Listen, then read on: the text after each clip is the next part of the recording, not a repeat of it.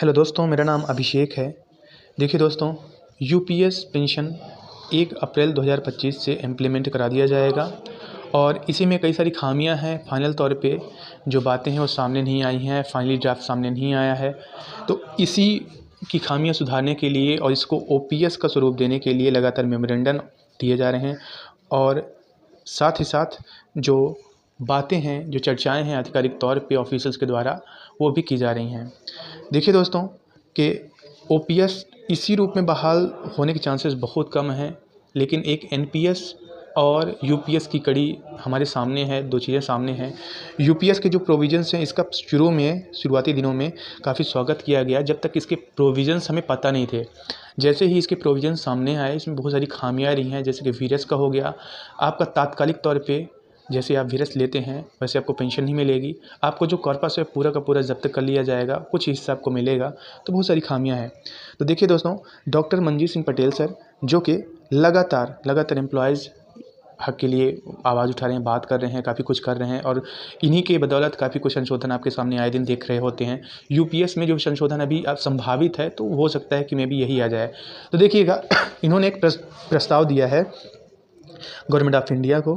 क्या बोला है इन्होंने कि जिस हिसाब से जितना रुपए कटता है एम्प्लॉयज़ का, तो जो हिस्सा उनका कट रहा होता है और जो उनको यूपीएस में वापस मिलेगा वो नाकाफ़ी है।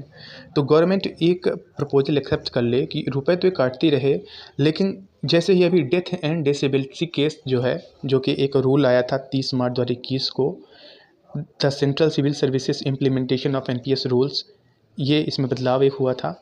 तो इसमें होता क्या है कि अगर मान लीजिए कि किसी की डेथ हो जाती है, पहले डिसेबल हो जाता है, तो उसमें होता क्या है कि उसको पुरानी जो पेंशन योजना रहती है उस टाइप की मिलने लगती है उसके फैमिली को। उसको 2 ऑप्शन दिए जाते हैं, या तो वो ओपीएस चूज कर ले या तो वो क्या करे, एनपीएस चूज कर ले। तो सेम इसी तरह का ये ऑप्शंस की बात कर रहे हैं कि मतलब अगर किसी की डेथ हो जाती है और कोई डिसेबल हो जाता है, उसको जिस हिसाब से ऑप्शंस दिए जा रहे हैं कि या तो वो एनपीएस ही चूज करे या चाहे तो वो ओपीएस में स्विच कर जाए। तो ये बोल रहे हैं कि हमें जो बकाया गवर्नमेंट एम्प्लॉयज़ हैं उनके साथ भी ऐसा किया जाए कि गवर्नमेंट जो उनका एनपीएस कॉर्पस में हिस्सा है, तो गवर्नमेंट अपना कॉर्पस रख ले, एम्प्लॉयज़ का कॉर्पस वो लौटा दे और उसके बाद एम्प्लॉयज़ को पूछे कि आप एनपीएस पे जाना चाहोगे कि आप ओपीएस वाला जो ऑप्शन है आप वो लेना चाहोगे। तो जो डेथ एंड डिसेबिलिटी केस है, उस केस में जो होता आया है, तो अगर कोई ओपीएस पे जाना चाहे तो ओपीएस ले सकता है, एनपीएस लेना चाहे एनपीएस ले सकता है। तो इस तरह से कहीं ना कहीं गवर्नमेंट को जो उसका फंड है वो कोई ज़्यादा बर्डन जाएगा नहीं, क्योंकि लंबे वक्त जो इन्वेस्टमेंट होगा उसका जो रिटर्न्स रहेगा वो काफ़ी हाई होगा। तो गवर्नमेंट को अपना हिस्सा वापस मिल जाएगा, एम्प्लॉयज़ को अपना हिस्सा वापस मिल जाएगा और साथ ही साथ ओपीएस भी इस हिसाब से बहाल हो जाएगी और बिना किसी बर्डन के। तो यूपीएस में ही ओपीएस की जो पैरवी कर रहे हैं वो डॉक्टर मनजीत सिंह पटेल सर इसी तौर पे कर रहे हैं, इसी हिसाब से कर रहे हैं। इसी के संबंध में पत्र लिखा गया है और यही बात गवर्नमेंट ऑफ इंडिया के सामने बार बार रखी जा रही है।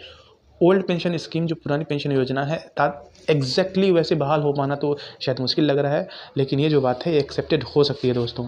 तो देखिएगा, बहुत जल्द यूपीएस में असल में क्या संशोधन होता है, क्या वीरस की एज कम होती है या फिर क्या एम्प्लॉयज़ का जो कॉर्पस है पूरा लौटाया जाएगा, क्या पेंशन रिटायरमेंट या वीरस को लेता है उसी डेट से चालू हो जाएगा, ये सारी बातें क्लियर हो जाएंगी दोस्तों। फिलहाल के लिए बातें चल रही हैं, मेमोरेंडम ज्ञापन सौंपे जा रहे हैं। कल का मेमोरेंडम है, मीटिंग आज भी है, कल भी हुई थी। तो लगातार जो भी दोस्तों अपडेट्स हैं मैं लाता रहूँगा। आपने समझिएगा। धन्यवाद।